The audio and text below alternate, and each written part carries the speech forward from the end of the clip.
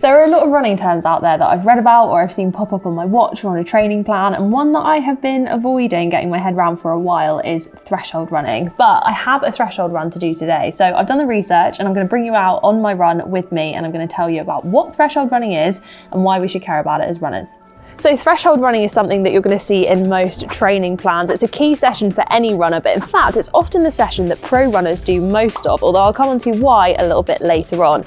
So lactate threshold is the moment where lactate builds up in your bloodstream faster than your body can remove it. Think of it this way, it's the line between lower intensity and higher intensity work, or what you might recognize as aerobic versus anaerobic. Now it's time for me to do a bit of threshold running. Let's go. So I think first off, when it comes to threshold running, it's important to think about it in terms of pace and distance. Now, when I first started running, I thought of 5K as a super fast sprinting distance, and then 10Ks and half marathons, I thought of these as a kind of slower, longer effort. But when it comes to threshold running, it's going to help all three, and actually where it's not going to help is with much shorter distances like 100 and 400 metre sprints. Right, back now to a bit of science, which should help you figure out why you should care about lactate and threshold running. So a high amount of lactate in your blood is a good indicator of fatigue or tiredness. So if you can figure out where your lactate threshold is, then this is super useful for helping you figure out what pacing you should be doing in a race. Plus, if you can work on your lactate threshold and improve it, this is how you can get faster or just run for longer without getting tired. So we now know what lactate threshold is, but how do you work out what your own one is? Well, there's lots of different ways of measuring it. The most accurate way is using a lab, very similar to a VO2 max test. You would go into a lab either on a treadmill or a stationary bike, and then you would slowly, in incremental intervals, up the intensity of what you're doing, and then at each interval, someone in the lab would take a sample of your blood to measure your lactate. When they start to see a significant increase, usually around 4 millimoles per litre, that's when they know that you've hit your lactate threshold. Now, I am fully aware that it's not that easy for the average runner to pop down to the lab to get their lactate threshold tested, so don't worry, there are other ways. One super easy way to get values for your pace and heart rate is by doing a 30-minute time trial.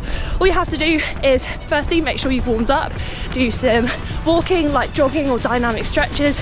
We've got a video on the running channel if you need any help with warming up, and then head out on a 30-minute time trial.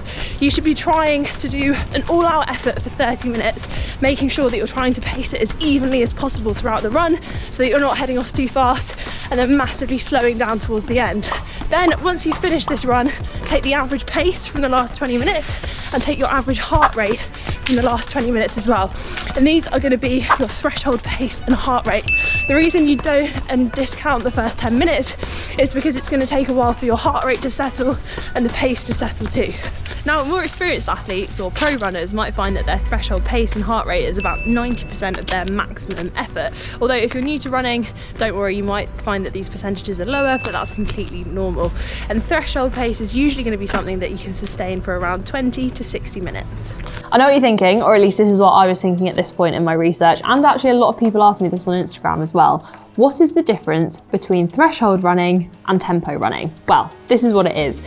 So threshold running is at your lactate threshold. So it's going to be sustaining this pace for about up to 60 minutes, which is how long you can hold this pace for. Most likely your sessions though are going to be 20 to 45 minutes in length in order for you to recover the next day. Whereas tempo running is slightly slower than your threshold pace. Reason being for this is it's so you can hold this pace for longer, and so you're more likely to see tempo runs in marathon training plans. So if you're looking for a session to add into your week that isn't going to leave you feeling too tired the next day, then this is a great one. I mentioned earlier that pros often do a lot of threshold runs, and this is why. So threshold running is a lot less taxing than faster running, like an interval session, and so you're able to recover more quickly, and so it's a great one to do. In fact, pros often use this for double run days. Now, I'm going to leave that to them. One run a day is enough for me. But if you're looking for some great example of threshold running sessions to do, then these are a couple of my favorites. First up, we have continuous threshold running. So this is just running at one pace for a whole session. You could do this for 20 minutes all the way up to 45. Once you have your threshold heart rate or your threshold running pace, try it out by going out on a continuous run.